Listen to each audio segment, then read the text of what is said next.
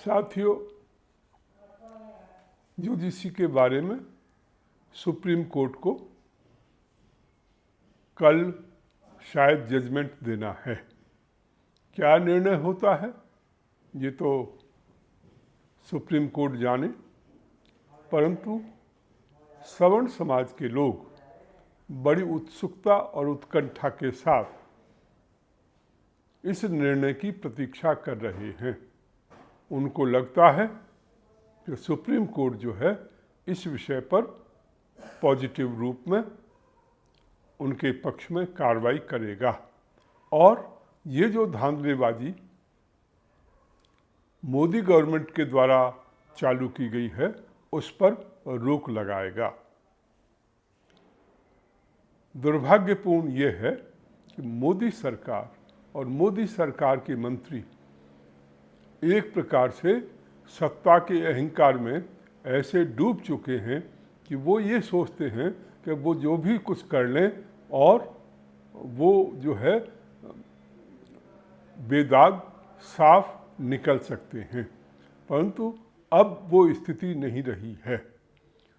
ये वैसा ही सोच रहे थे जब SC/ST एक्ट में इन्होंने अमेंडमेंट किया था और उसको बहुत ज़्यादा मजबूत बनाया था। हालांकि प्रतिक्रिया उस समय भी हुई थी, परंतु कुछ समय बाद सवर्ण समाज जो है वो इनके उस निर्णय को स्वीकार कर गया था और इन्होंने वैसे भी EWS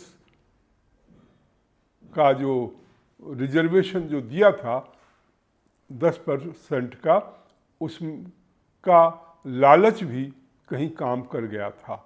तो इस रूप में उस समय ये, हालांकि उस समय भी इनको मजबूती के साथ इसका विरोध करना चाहिए था, परंतु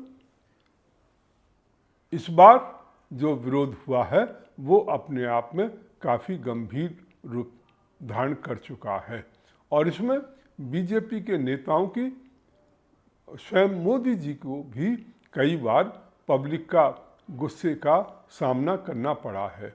राजस्थान में अजमेर में जो रैली हुई और दूसरे स्थानों पर रैली हुई, वहाँ पर काफ़ी कम संख्या थी और लोगों ने विरोध भी जताया था।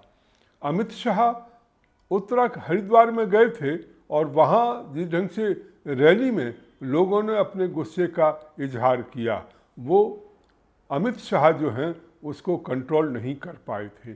तो इस रूप में परिस्थितियाँ जो हैं काफ़ी बदली हुई दिखाई दे रही हैं। परंतु अभी पीछे अजीत भारती जो एक बीजेपी के काफ़ी कट्टर सपोर्टर थे, हमेशा बीजेपी और मोदी के साथ खड़े रहते थे, इस मुद्दे पर उन्होंने खुल करके विरोध किया, जिसके कारण मोदी गवर्नमेंट और उसके नेता जो हैं और IT सेल वो उसके खिलाफ काफ़ी गलत ढंग से उनके विरोध में दुष्प्रचार कर रहा है। साथ ही उसके खिलाफ सारण में एक FIR भी दर्ज कर ली गई है। वो शायद सारण के केस को उठाने के कारण या UGC को उठाने के कारण जो भी हो, परंतु जिस ढंग की टैक्टिक्स बीजेपी के नेता इस समय अपने सपोर्टर्स के खिलाफ खेल रहे हैं वो बहुत दुर्भाग्यपूर्ण है।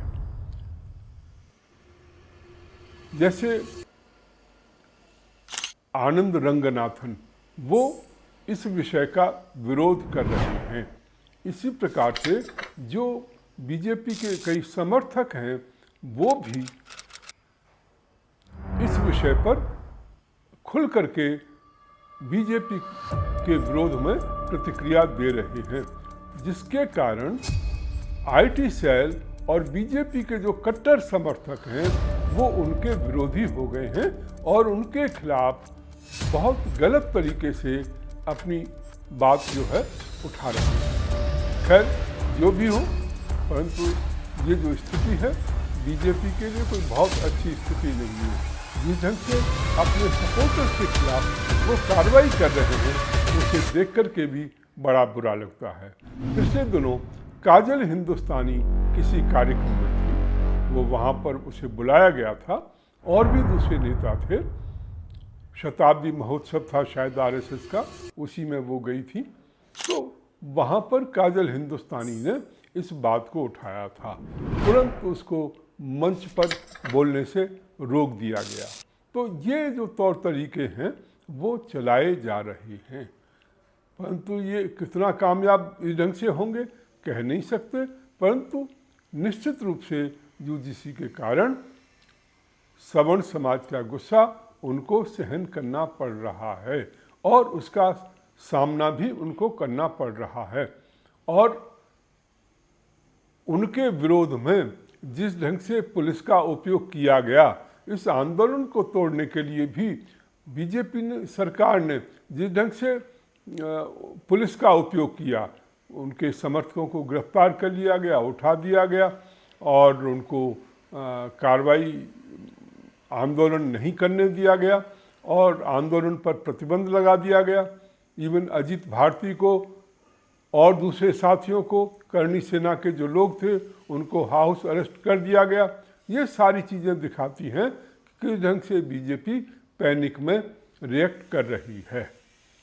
उनको अपने समर्थकों के साथ इस ढंग से व्यवहार नहीं करना चाहिए। जो लोग अब तक बीजेपी के साथ खड़े रहे, उनके साथ इस ढंग की यदि वो कार्रवाई करेंगे तो निश्चित रूप से उनमें और बीजेपी के समर्थकों में आपस में एक दूरी बनेगी, जो कि बीजेपी के लिए नुकसानदायक हो सकती है।